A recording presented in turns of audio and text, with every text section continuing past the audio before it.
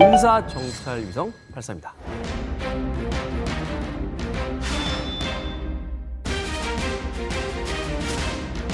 올해는 삼국 협력이 25주년을 맞는 해로서 4년 5개월 만에 모인 오늘 이 자리가 더욱 뜻깊다고 생각합니다.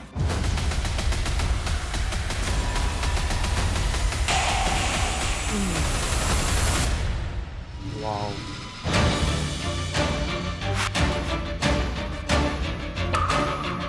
오. 터졌죠? 아이고야. 저 얼마야 저게. 아우.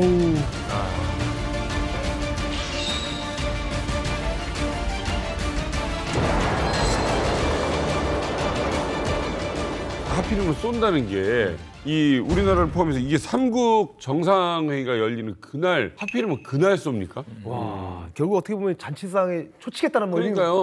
기도 하고 내가 지켜보고 있다. 그렇죠. 나 여기 있다 이런 거 보여주는 거 아닐까요? 언론의 관심도 분산시키는 효과가 있는 거죠. 그 처친다는 표현이 딱 맞아요. 방해하고 싶은 거예요. 그러니까 일본 만나는 것까지는 뭐 그렇다 하겠는데 중국까지 이제 왔잖아요. 그럼 엄청 불안하겠죠. 그러니까 뭐 이 뭔가 한중 수교 맺었을 때처럼 우리 뒤통수 치면 어떡하지? 거기서 막 비핵화에 동의해버리면 어떡하지? 엄청 불안하니까 그걸 방해하려고 나 지금 중국 너 보고 있어. 잘 봐. 나 지금 화났어. 이래서 네. 아마 급하게 쏜 것 같아요. 이 북한 같은 경우에는 뭐 ICBM을 발사하든지 탄도미사일을 발사하든지 핵 실험을 한다든지 일단 다 중국에게 먼저 통보를 했어요. 몇 월 며칠 날 우리가 쏠 테니까 양해 플리스라고. 그런데 지금 봐봐요. 얼마 전에 넘버3가 중국에서 북한 갔잖아. 이번에 들어온 건 넘버2예요. 네네. 북한 열받죠. 그러면서 뭘 했냐면은 원래는 전통적으로 우리 북한이 중국에 통보를 해야 되는데 우리가 이걸 쏜다는 걸 일본에게 이 정보를 흘려버린 거예요. 海上保安庁の海洋情報部に対し今日午前0時から来月4日の午前0時までの間に人工衛星を打ち上げると通報があったということです。 짭종 씨, 언제는 좀 일본이도 철천지 원수라고 하더니 맨날. 예? 그거 위성 발사 계획을 미리 알려준 거예요? 새벽에? 우리 북조선은 먹을 거가 많은 쪽에 붙습니다. 초청년의 일본 그리고 우리 정상과의 만남에 좀 더 긍정적인 반응을 보이는 그 기시다 형님이 계시지 않습니까? 언제 또 그래서 언제 그래서 내가 또 마음을 여는 거 아니겠습니까? 남조선 걔네들은 이거 아닙니다. 아니 최근에 김정은이 진짜로 기시다 총리 각하님 막 극종침을 써서 저래. 일본 쪽에 러브콜을 보냈거든요. 한중일 정상회담 혹은 한일중 정상회의 의 가장 가시적인 성과는 그동안 소원했던 우리 삼국의 관계를 앞으로 과거처럼 잘해보자라는 것을 만나서 확인했다라는 데 의미가 있습니다. 그런데 한 가지 다른 이견은 발견돼요. 뭐냐면 우리에겐 가장 중요했던 한반도 비핵화와 관련해서는 삼국 사이의 미묘한 입장 차와 온도 차이가 이번에 발생했다는 거죠. 비핵화를 위해 노력하는 것이 중요합니다. の非核化と朝鮮半島の安定が日中韓3カ国の共通利益である点を改めて確認しました。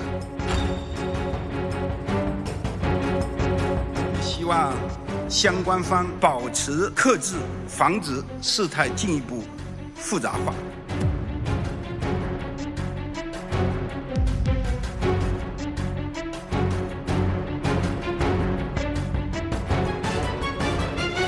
중러 정상회담 때도 사실은 이게 북한을 대놓고 두둔하는 분위기였었는데 그렇죠. 지금 보니까 중국은 역시나 이 비핵화 관련한 부분에서는 약간 거론하거나 이렇게 하는 걸 안 하고 발을 뺀 것 같은 그런 느낌이에요. 그러니까 어찌 보면 이번 정상회의의 최대 관심사는요. 우리 입장에서 본다면 이제 한반도 비핵화 바로 이 부분이었거든요. 그런데 분명 공동선언 초안만 해도 한반도 비핵화는 공동의 목표다라는 문구가 들어 있었다라고 해요. 그런데 막판에 중국의 반대로 결국은 빠지게 됐습니다. 그래서 제가 이 삼국 정상들의 미묘한 입장 차이를 알기 쉽게 한 판에 좀 정리를 해왔습니다. 한 판에? 네, 요 판. 한 판에? 네, 요 판. 오늘 약간 초밥집 분위기 살짝 있는데. 하이, 도저 요로시코 오네가시마스. 일단 표면적으로는 삼국 정상이 합의한 건 이렇습니다.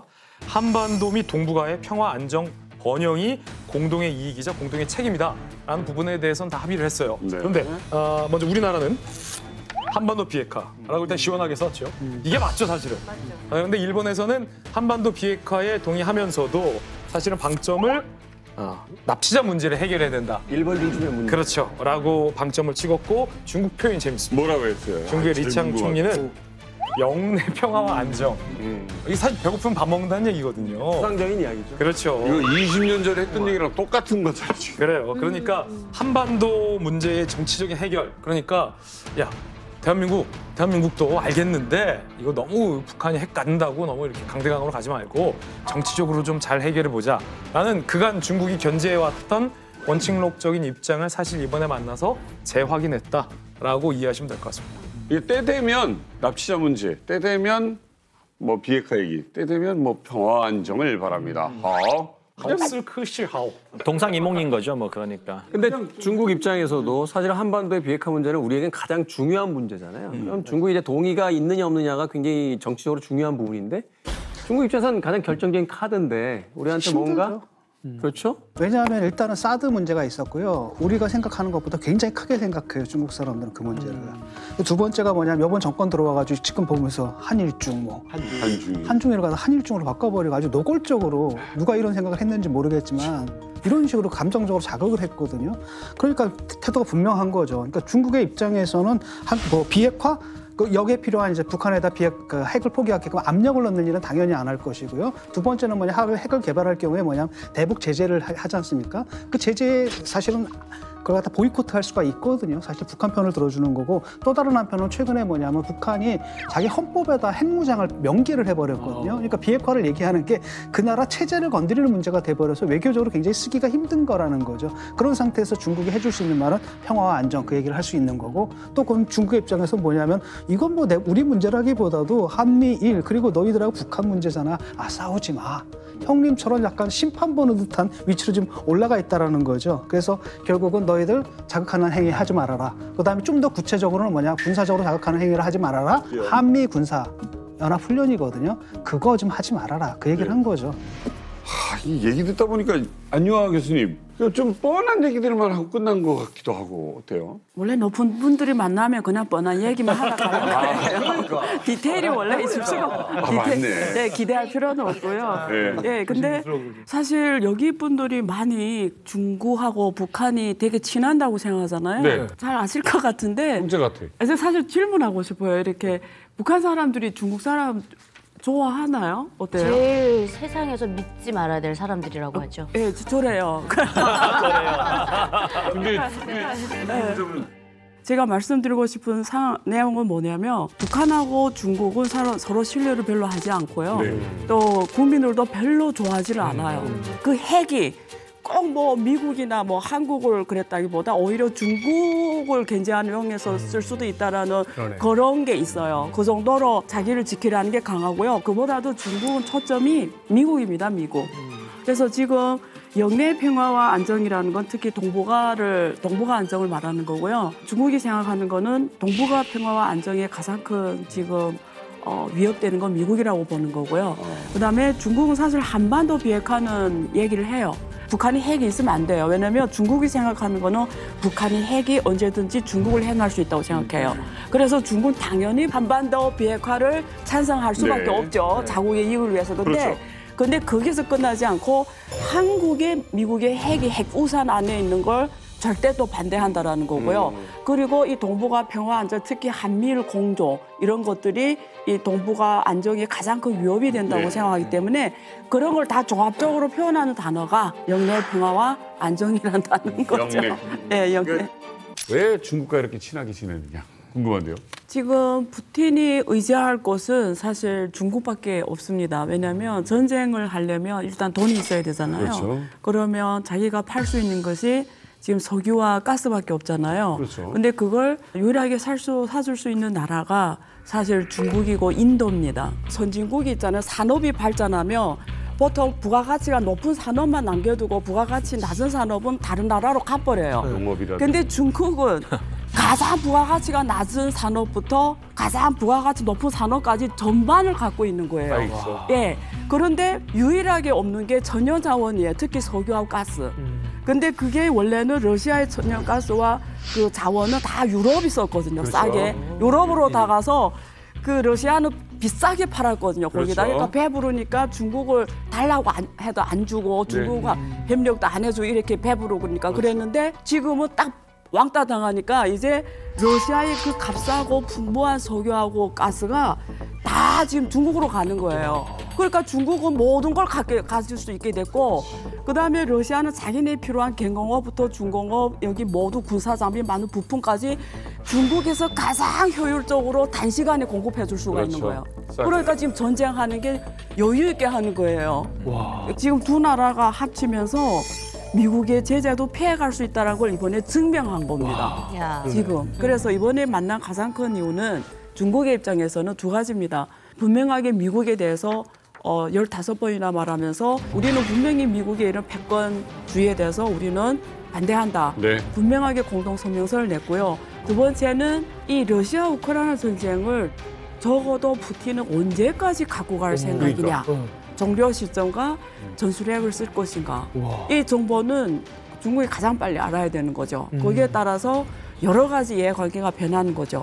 중국이 지금 푸틴한테서 많은 이익을 받았어요. 이 지금 위안화 결제부터 시작해서 거기 뭐 유라시아 국가들 간의 이런 그 1대1로 진출 뭐 이런 거 가스 관도 설계 그다음에 바다로 향하는 그 항구 건설 뭐 이런 거 다 쫙 받았는데 만약에 빨리 끝내버리면 그리고 또 핵 쓰면 이게 또 달라지잖아요. 그러니까 이런 거를 가장 빨리 파악할 필요는 있었던 거죠. 이게 복잡하냐.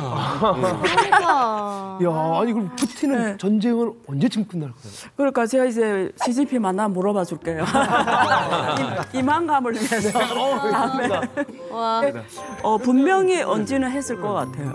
그러니까 푸틴이 우크라이나 러시아 전쟁을 처음에 이제 개전을 했을 때 우크라이나 점령이 목표가 아니었어요.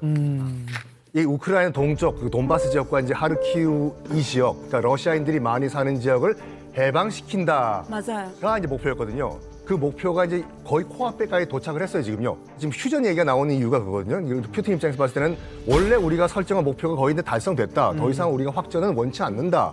이거예요. 근데 자꾸 이제 그 중국과 러시아를 같은 선상에서 우리가 비교를 하고 있는데 땅덩어리만 보시면 안 돼요. 일단은 국내 총 생산량을 봤을 때 러시아가 중국의 10분의 1밖에 안 돼요. 그리고 인구도 러시아가 중국의 10분의 1밖에 안 되고. 그렇죠. 그리고 지금 우크라이나 전쟁 때문에 지금 러시아 경제가 폭망하는 것 같이 보이죠. 2024년도 1사분기에 경제 성장률이 5.5% 증가했어요. 왜냐? 러시아가 중국과 손을 잡아버렸거든. 그러니까 지금 반미연대 얘기가 나오고 있는데 솔직히 반미연대란 표현 자체를 누가 만들었고 누가 제일 많이 쓰냐면 북한이거든요. 그러니까 지금 뭐 이란도 그렇고 미국을 반대하는 건 맞는데 다 동상이몽이에요. 중국 같은 경우에는 이미 세계 경제에 편입이 된 상태이기 때문에 미국을 그렇게 욕을 하지만 미국과 척을 지면은 중국 경제 폭망한다는 거 알고 있어요. 어쨌든 미국이 손을 잡아야 돼요. 러시아 같은 경우에도 굳이 난 서방 세계와 적을 만들고 싶진 않다였어요. 돈바스 같은 우크라이나 동쪽 지역만 달라 이거거든요. 그런데 러시아와 중국이 이제 한 자리 모여가지고 뭐 인도 태평양 지역에서의 미국의 군사 정력을 강력하게 비판했다. 이걸 가지고 북한은 꿈을 꿀 거예요. 내가 그렇게 원하던 반미 연대가 여기서 형성이 되는구나. 여기서 우리가 뽑을 만큼 뽑아 먹어야지. 근데 그게 과연 현실적으로 가능할까? 힘들걸요, 이게요. 사실 중국 같은 경우에는 원래는 미국과의 관계 개선에 희망을 품었어요. 그래서 또 유엔 상임국가도 하기 때문에 중국의 지금 가장 큰 과제는 뭐냐면 세계로 나가는 겁니다.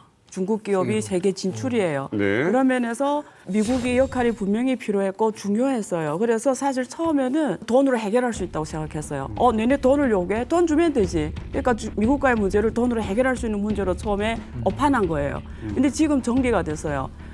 이거는 이제는 돈으로 해결하는 문제가 아니다. 그래서 미국에 대한 이제는 희망은 거의 접었어요. 그런 면에서 중국의 지금 현재 가장 큰 전략은 러시아가 절대 무너지면 안 되는 거예요. 러시아는 러시아에서 분명히 존재해야 되기 때문에 이 전쟁에서 러시아가 지면 절대 안 되는 거고 이게 마지노선이고 북한도 똑같죠. 그래서 러시아, 북한 중국은 전략적으로 같이 갈 수밖에 없어요. 동상이몽일지 몰라도 네. 전략적으로 같이 갈 수밖에 없는 상황이고요. 경제적으로 중국이 필요한 거는 러시아가 다 갖고 있기 때문에 중국의 생각에서는 러시아하고 중국이 경제 협력을 하면은 미국의 그 어떤 봉쇄도 다 뚫을 수 있다고 이미 확정한 거예요. 네. 그런 면에서 앞으로 경제 협력을 더 본격적으로 확장할 거거든요. 네.